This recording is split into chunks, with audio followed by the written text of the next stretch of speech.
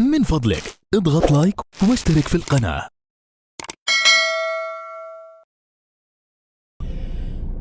الموقف الموازي، الموقف الطولي، الموقف الجانبي، الموقف العمودي.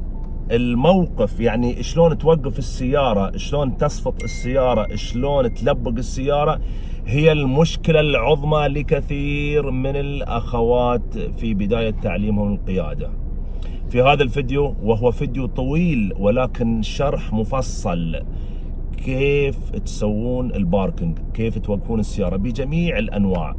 فيديو طويل لكن متأكد أنه راح يعم بالفائدة لكثير من الأخوات. يقولون زكاة العلم نشره، فبما أني أنا سويته ونشرته لكم، المرجو كل من يشاهد هالفيديو أن لا يبخل على غيره بنشر هالفيديو لتعم الفائدة. يلا نبدأ نشوف الفيديو. دمتم بود. يلا.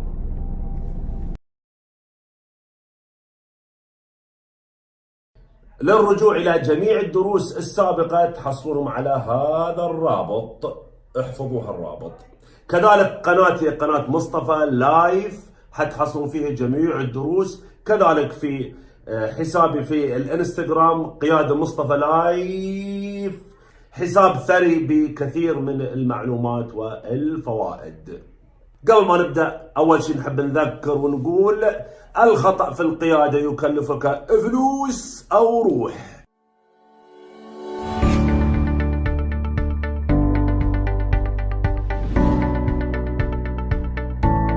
الآن هذا السيارة واقفة وهذا موقف فارغ بنوقف احنا هنا، وهذا موقف فارغ ما لنا شغل فيه. كتاب تعليم القيادة يقول الآن هذا سيارتك، أول شيء انتبه لابد يكون المسافة هنا متر، متر ونص فما فوق، كل ما يزيد يكون أفضل. ترجعين ورا إلى أن يصبح هذا الصدام اللمبة ذي مقابل القزاز المثلثة لسيارتك اللي هي تكون هنا أو هنا، لكن تكون هالجهة طبعا. أوكي، إذا أنت بتوقفين هنا ترجعين إلى أن تصبح بهكذا، ثم تلفين دركسون أقصى شيء يسار، جهة أنت بتوقفين يسار لفي دركسون يسار أقصى شيء، وتلف ترجعين ورا وترجعين ورا وترجعين ورا، وتنتبهين حق السيارة ذي والسيارة اللي ورا. ثم بتحتاج تعدلين دركسون إلى اليمين ثم ترجعين ورا وبس. أنا طيب طريقتي واللي أنا أعرفه والكثير أعتقد يطبقها، خصوصا بعض المدرسين في الدول الأخرى، يقول لك أرجع بالسيارة ورا إلى أن تصبح السيارة ذي مقابل أو موازية لصدام سيارتي بهالطريقة. أوكي، وقلنا المسافة تكون متر، متر ونص فما فوق. ترجع ورا قليلا، أوكي، ثم تلف يسار أقصى شيء يسار وترجعين ورا. ترجعين ورا، تنتبهين حق هالسيارة وهالسيارة، ترجعين ورا ثم تلفين يمين، تعدين الدركسون، ثم ترجعي تلفين أيضا قليل يمين أو يسار على حسب حاجتك وترجعين ورا. أوكي، في نقطة، لو كنت مركبة، وأنا أنصح لو كنت مركبة هنا كاميرا خلفية، أوكي، تطلع عندك هنا داخل السيارة، هذه حتريحك جدا جدا جدا جدا. طبعا بعض السيارات الضخمة في كاميرات هنا في المرايات الجانبية أيضا ذي تساعد. أوكي، بس شوفوا تقريبا الآن هالصدام، صدام السيارة اللي أنا بوقفها محاذي حق ذا، يعني شوف شلون. أوكي، والمسافة بين هنا وهنا حوالي متر ونص، كل ما تبعدين شوي أكثر يكون أفضل. الآن أنا قاعد أطبق عملي، وقفت السيارة حسب ما وصفت لكم في الرسمة، صار الصدام مقابل الصدام، لفيت الدركسون أقصى اليسار، بديت أرجع ورا قليلا، اقتربت من السيارة اللي على اليمين، صح، حطيت الدركسون على اليمين، رحت قدام شوي، حطيت على الريوس وبديت أعدل في الدركسون، عدلت، الآن أخليه سيدة مستقيم وبس، وقفت. شلون الشارع اللي بتوقفين فيه زين يكون وسيع، وتبتعدين عن السيارة اللي بتوقفين جنبها متر ونص أو أكثر يكون أفضل. شوفوا الآن السيارة ذي موازية لصدام سيارتي. أوكي، في السكان جهة اليسار أقصى شيء جهة الموقف اللي بوقفه. أوكي، أقصى شيء. أوكي، شوفوا أقصى شيء. طبعا إذا عندك كاميرا هنا جدا راح ترتاحين. على كل حال ألف أقصى شيء.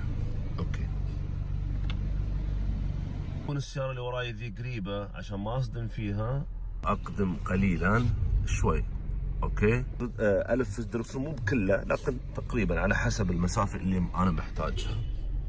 اوكي شوف شلون، وابدا ارجع ريوس وانا اطالع في المرايات الجانبية بحيث اني اكون بين السيارات. اوكي المراية بكون بين السيارتين، شوفوا بكون بين السيارتين، وابدا اعدل الدركسون اخليه يكون سيده مستقيم. قد احتاج الف قليل يمين او يسار. واذا تلاحظون الان هذه السيارة وقفت بين ذي وبين ذي، علما بان الموقف يعتبر ضيق، كل ما يكون اوسع يكون افضل واجد واسهل. وهذا طريقة أخرى في أحد المواقع حطيتها محتمل تفيد أحد منكم. شو شلون يقول لك إذا وصل رأسك عند مقابل الصدام، شوف كمان في السهم بالضبط.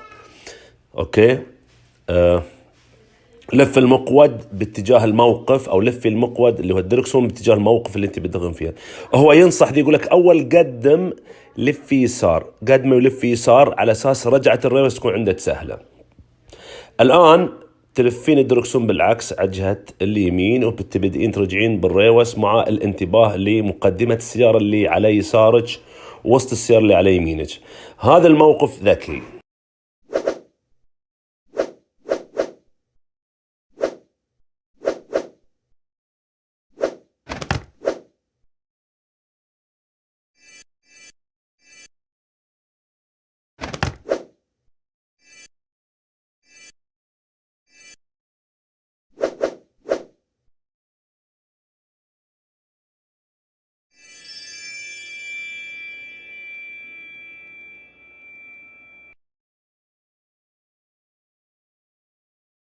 وهو الموقف العمودي أو 90 درجة. أوكي، وانت يتوقفين السيارة شيئين لازم تعرفينهم. أولا في أثناء عملية توقيف السيارة تستخدمين فقط البريك، ما في بنزين، انسي البنزين. كذلك تستخدمين الإشارة قبل ما توقفين حتى تشعرين اللي خلفك أنك والله بتدخلين في هالموقف اللي على اليمين أو على اليسار. بعض الأخوات يولعون الفلاشر وهذا خطأ، اللي هو الخطر أو المثلث. ولعي إشارة واحدة، يا يمين يا يسار. أوكي، أول شيء راح أشرح لكم نظري برسمه، ثم أحاول أطبقه لكم عملي حتى أسهل لكم. وللمعلومية المفروض الموقف وانت توقفين من البداية للنهاية ما يستغرق أكثر من 3 دقائق. يقولون في الاختبار إذا زادت عن 3 دقائق رسوب. يلا راح أوريكم شلون توقفون الموقف الطولي، الدخول من الأمام، لأن تقدرين توقفين السيارة من الأمام أو بالأمام أو بالريوس. فخلونا نبدأ اليوم بالأمام، شلون تدخلين الموقف وشلون تطلعين. حرصوا كثيرا على انكم تتعلمون الموقف، لأنه أهم شيء، أكثر شيء راح تطبقينه يوميا في حياتك في القيادة هو أنك توقفين السيارة. هذا يسمونه الموقف العمودي أو يسمونه 90 درجة. الحين بنمثل لكم شلون توقفين. هالحين هذا عندك موقف في سيارة، وإذا موقف في سيارة أنت بتوقفين هنا، يفترض هنا في خطوط أو قمع أو أي علامة. السيارة هذا الآن جاية، لا تلصقين السيارة هنا ولا تلصقين هنا، حاولي تكون في الوسط، وحبذا تكون بعيدة من هالجهة فتمشين. إذا هذا الخط صار موازي حق مقبض الباب أو نص الباب، تلفين الدركسون المقود أقصى يمين جهة الموقف. يفترض ان السيارة تجي معاك بهالطريقة. فيما لو بعد في مجال او قربت من السيارة، رجعي لفي الدركسون او المقود العكس ورجعي وراه، ثم لفيه يمين اقصى شيء من جديد، وتبدين تعدين السيارة الى ان تصلين. القاعدة هذا المقياس، شوفي هذا الخط يكون هنا او هنا، يعتمد على حسب سيارتك وحسب طولك حسب. الان بجرب اوقف في هالموقف. اوكي، الارض طبعا ما في خطين ابيض، لكن اتخيل انه في خطين ابيض، اوازي عليه مقبض الباب. اوكي، اقترب اقرب، الف يسار الان، الف الدركسون اقصاه يسار. دخلت السياره، ابدا اعدل الدركسون، اخلي سيده ووقفت. اما بالنسبه حق الخروج من الموقف، بطبيعه الحال راح يكون عكس الدخول، وهو انه يكون مقدمه او صدام سيارتك. اوكي، وانت تطلعين من الموقف، صدام سيارتك اذا وصل مؤخرة السيارة اللي جنبك بدء لفه يمين أو يسار على حسب اتجاهك. الحين خلنا أسوي لكم وأنا أسوي الطريقة. الحين أنا بديت أطلع يميني سيارة ويساري سيارة، أوكي؟ خليني أركز على هالسيارة. الآن أنا وأنا أرجع ريواس، أوكي؟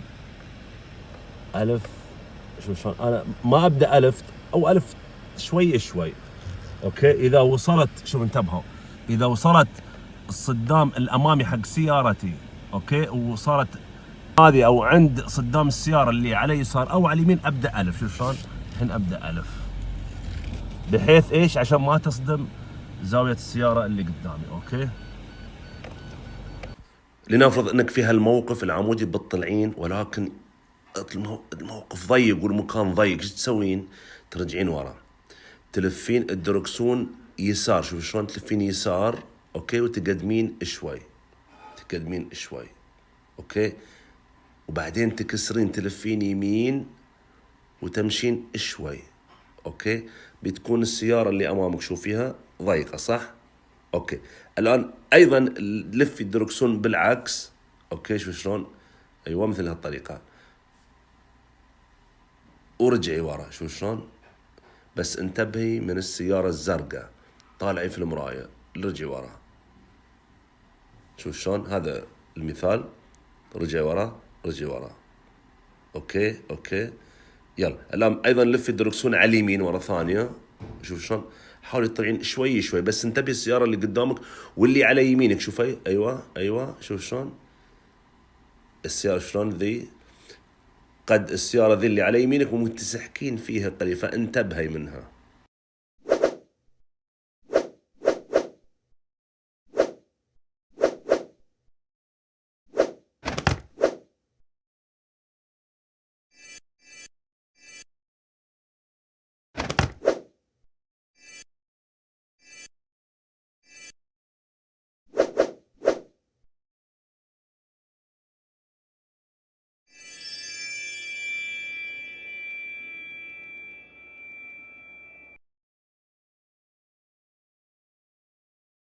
الموقف الجانبي أو اللي يسمونه 60 درجة، تقريبا هو من أسهل المواقف، جدا سهل ومنتشر في الأسواق وفي الشوارع العامة. العادة أول شيء أبدأ معاكم بشرح نظري ثم أطبقه لكم عملي. نصيحة دائما في الباركنج، في المواقف، حاولوا بالذات الأخوات، حاولوا أنكم تختارون المواقف الواسعة، مواقف ضيقة، أماكن ضيقة ابتعدوا عنها قدر المستطاع، لأن تسهل معاكم عملية الخروج. يلا نبدأ، بسم الله الرحمن الرحيم. هذا عندنا رسمة تقريبية، الموقف الجانبي اللي هو 60 درجة، أوكي؟ عندنا سيارة واقفة هنا، وعندنا هذه سيارتنا، لنفرض ان احنا نبي نوقفها هنا بهالجنب، اوكي؟ بنوقف ذي هنا في هالرسمة، في هالموقف. هذا الموقف عادة بيكون مخطط هنا، لو مو مخطط تخيلي في ذهنك ان الموقف مخطط، وهذا السيارة، اوكي؟ بالمدرسة يقول انت الحين اذا بتوقفين هنا اجعلي هالخط هذا، اوكي، موازي حق هالمنطقة من السيارة، اما يعني عندك من هنا من هالزاوية الين هنا تقريبا مقبض الباب من داخل، فخلي يكون هالخط مقابل احدى هالمنطقة. طبعا يفضل يكون هنا او هنا على حسب طبعا السيارة وطولها وعرضها، قد يكون هنا قد يكون هنا، اوكي؟ انت الان هذا الشارع، اوكي، امشي الى ان تقريبا يصير الخط مقابل هنا تقريبا، مو بالضبط، عاد يعتمد على سيارتك. وقف على اليمين، فطبعا اول شيء راح تعطين اشاره اليمين حتى اللي وراك يعرف انك بتدخلين في هالموقف، مو تشغلين خطر، اوكي. تقدمين السياره الى ان يصل الخط تقريبا كما ذكرنا انه يكون موازي تقريبا حق هالجهه منه ومنه، ثم تبدين تلفين الدركسون على اليمين على اعتبار انك بتوقفين يمين، وهكذا تلفين يمين وتدخلين، طبعا مع مراعاه لو دستي على الخطوط ما في مشكله، بس اهم شيء اذا في سياره انتبهي منها لا تضربين فيها، فتبدين تدخلين، اوكي، وهكذا، وراح يكون سيارتك توقف تقريبا نفس السياره اللي جنبها. موقف على اليسار نفس الفكره، بس اللهم تطبقينها على اليسار، وهكذا. نية الخروج من الموقف منتهى السهوله، تعطين ريوس، تحطين على الريوس، تبدين ترجعين، تخلين السيارة تكون على الوضع المستقيم، لا يمين ولا يسار، الدركسون يكون سيده، تبدين ترجعين. اوكي، طبعا انتبهي تعطين اللي ورا اذا في سيارة ولا شيء. اوكي، ترجعين ريوس، انت ترجعين ريوس. اوكي، اذا بدأتي تشوفين زاوية السيارة اللي جنبك، اذا شفتيها سيارتك اصبحت ورا وبان عندك ذي تقريبا، صار ذي ورا ذي، تلفين يمين حتى السيارة تكون بهالطريقة، ثم تلفين يسار وهكذا تمشي. الآن خلونا نروح نجرب عملي. يلا. هذا الموقف ذا يسمى موقف الجانبي اللي هو 60 درجة، وهو أسهل موقف ممكن توقفين فيه وتطلعين من مثل هالسيارات. خلونا نطبقها الآن عملي. احنا بنوقف في هالموقف ذا وهذه السيارة. اوكي، وهذا شوفوا هالخط ذا، عرض هالخط الفاصل ذا، ما بيكون خط ولا بيكون رسمة.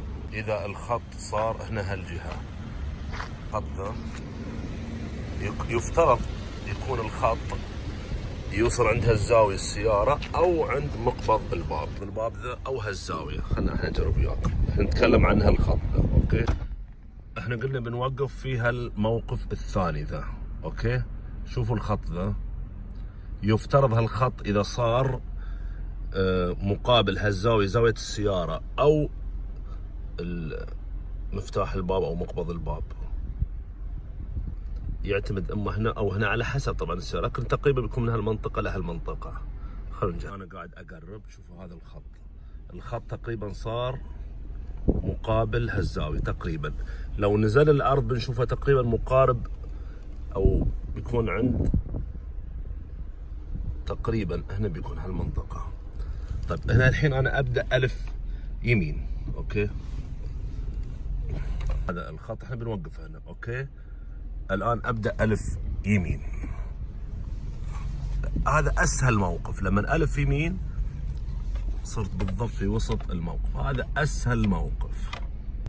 أما الخروج من الموقف فأيضا جدا سهل، ترجعين إلى الخلف ورا، لا والسكان يكون سيده، لا يمين ولا يسار. أوكي، تبدين بالرجوع إلى الخلف مع مراعاة السيارات اللي على اليمين او اللي على اليسار. احنا ما يهمنا السيارة، لكن حنفترض تبدين بالرجوع، لا تلفين يمين ولا يسار، رجعي سيده مستقيم. اوكي، طيب اذا كانت في سيارة على اليسار او على اليمين ايضا تظلين مستقيم، ترجعين. اوكي، اذا مقدمة السيارة مالتك ابتعدت عن السيارة اللي على اليسار بحيث ما تضربين فيها، بدء يلفي الدركسون على اليمين ومقدمة السيارة بتروح على اليسار، هذا طبيعي إلى أن تطلعين للشارع. كل ما يكون ورا عندك متسع رجعي ورا، خذي راحتك. أوكي، طيب طلعتي من الموقف الآن لا تنسين تعطين إشارة عادة على الجهة اليسار. أوكي، تلفين يسار وتتوكلين على الله.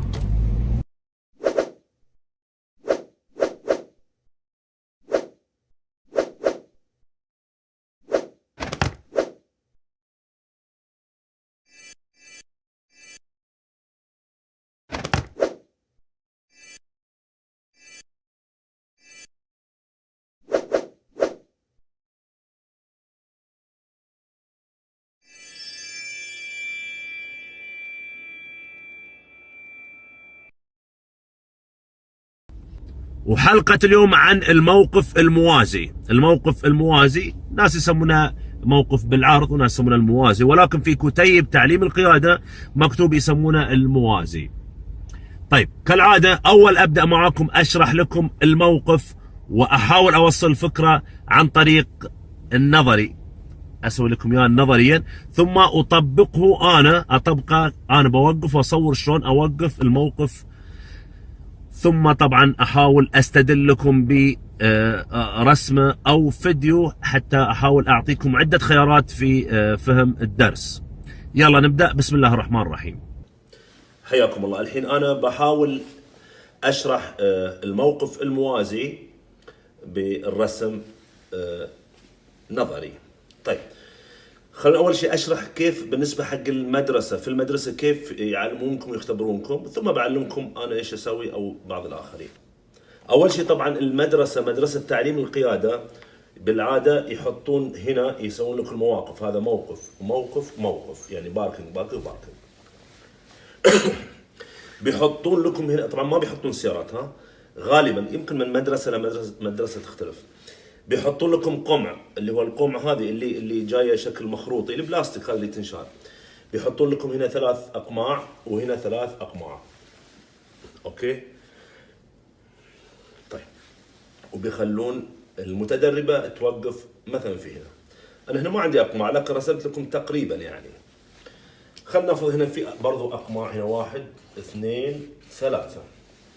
راح تقول لك الفاحصه او المدربه يلا وقفي يا اختي هنا. خلونا نجرب. طيب مثل ما ذكرت بالنسبه للمدرسه كيف راح يكون؟ راح توقفون بناء على اللي بتتعلمونه في المدرسه كالتالي. بتقول لك اولا، اوكي ركزوا على النقطه، شفتوا الحين المثلث هنا، كل سياره في زجاجتين بالخلف، زجاجه الراكب اللي بالخلف وفي جزء صغير مثلثه. اوكي هنا في المقابل واحده اخرى، صح؟ بتقول لك رجع السياره الى وراء الى ان يتلاقى القمع او الاقماع اللي هنا مع المثلثه اللي الجهه هذه. طبعا اللي احنا بنطبقه الموقف على اليسار نفس الشيء بيكون على اليمين، نفس الفكره. فالفكره ايش؟ ان انت ترجعين تجهزين السياره وترجعين الى وراء الى ان تصير الاقماع مقابل هنا. انت بتلفين بتوقفين هنا، صح؟ فيصير ايش؟ تلفين الدركسون جهه الموقف، تلفين يمين يعني. فتبدئين ترجعين. انا الحين لازم اتكلم عن طريقه في بعض المدارس، يمكن من مدرسه لمدرسه اختلافات بسيطه ممكن.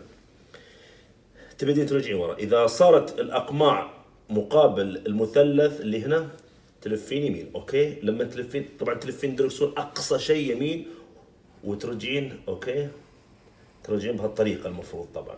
فتقول لك الفاحصه حسب اعتقد مدرسه شرق اللي في الدمام، راح تقول لك اذا انت هنا من خلال هالمرايا شفتي القمع الثالث، اوكي اذا شفتيه، طبعا هو المقصود انه ايش؟ يكون بهالطريقه. اذا شفتي القمع الثالث وانت ترجعين، الان عكسي الدركسون، لفي على الجهه الثانيه على اساس انه السياره ترجع بهالطريقه. اوكي فانت ترجعين ورا بعد ما تشوفين القمع الثالث، تشوفين راسه او جزء من، تبدين تلفين والسياره المفروض تكون بهالطريقه، تلفين الجهه الثانيه معاكسه. اوكي عيد، انت الحين رجعتي ورا وصارت الاقماع الاماميه محاذيه حق المثلث اللي هنا، تلفين الدركسون الجهه هنا. اوكي وتبدين ترجعين. اذا شفتي القمع الثالث هنا، اوكي فرض انت رجعتها الحين، يفترض انك انت اللي قربتي او اذا بعدتي شوي من هذه تشوفين القمع الثالث في المرايا، تبدئين تلفين الدركسون عكس اللي اول مره تلفينه هالجهه. فلفيتي هالجهه بديهيا ان السياره راح تجي مقدمه السياره راح تكون بهالطريقه وانت ترجعين ورا، وانت تظلين ترجعين ورا. اوكي ثم تعدلين الدركسون الجهه الثانيه وتقدمين. الكلام سهل طبعا. لاحظي او راعي بانه اوعي ان انت تخبطين في الاقماع اللي قدام او اللي ورا، محتمل يمكن يرسبون او لا، ما ادري من مدرسه لمدرسه، من فاحصه لفاحصه. هذا بالنسبه حق المدرسه. طبعا هو المفروض تكون بدل الاقماع المفروض تكون في سياره والطبقين اللي بين الاقماع في السياره، لكن المدرسه ما ادري يعني لسبب ما يخلون في سيارات. طيب نجي الحين خلينا نطبق على نفس الطريقه ونفس القانون نفس الفكره. لو في سياره اللي انا اسوي اتوقع والغالبيه، افرض ان هذا الحين سياره، اوكي هذا سياره وهذا موقف، انسوا الخطوط ذي وهذا موقف. اول شيء تسوين يعني حبذا يكون بين مسافه السيارتين متر متر ونص. هذا السياره واقفه، انت ترجعين ورا الى ان توازين هالسياره تقريبا، مو بالضبط تقريبا توازين هالسياره. بعد رجعي ورا شوي. اذا مؤخره صدام هالسياره هذه صارت مقابل المثلث اللي احنا ذكرناه، اوكي تسوين الحركه الاولانيه، تلفين الدركسون جهه اليمين والسياره راح ترجع. اذا شفتي، اذا كانت في سياره هنا راح تشوفين يمين السياره او قم، المهم ان المقصود في هالجهه تقريبا، يعني ترجعين ورا. اذا شفتي من المرايه ذي، شفتي هنا المنطقه ذي، خلينا نقول اول الموقف مثلا، تسوين اللي قلنا احنا، وهو تلفين. انت الحين لفيتينا صح، وتبدا ترجع معاك السياره بهالطريقه. طبعا لا تنسين الاشاره، على اساس اللي بيمر يعرف ان انت بتدخلين هنا، فانت تلفين تحطين الاشاره على اليمين. طيب وقفتي انت خلاص اوكي. خلونا الحين نجرب نفس الطريقه، انا بجربها معاكم، انا بوقف بنفس الطريقه على ارض الواقع. يلا. هذا الزجاج المثلث اللي اقص لكم، هذا المثلث. قبل ما نوقف لنتأكد، أو يفضل أن يكون الموقف كبر سيارتي 1.5 مرة. الآن أنا وقفت السيارة جنب السيارة اللي أنا بوقف وراها، شوفوا موازية للصدام. شوف الآن رجعت خليت صدام السيارة اللي بالجنب يكون موازي حق المثلث اللي لسيارتي. هذا تجربة أولى عملية. بدأت أرجع ورا، لفيت الدركسون جهة اللي بوقف فيه، جهة اليسار، بديت أرجع. لما شفت النهاية الآن لفيت الدركسون العكس ورحت إلى قدام، والحين بعد أرجع شوي ورا عشان أوقف مستقيم.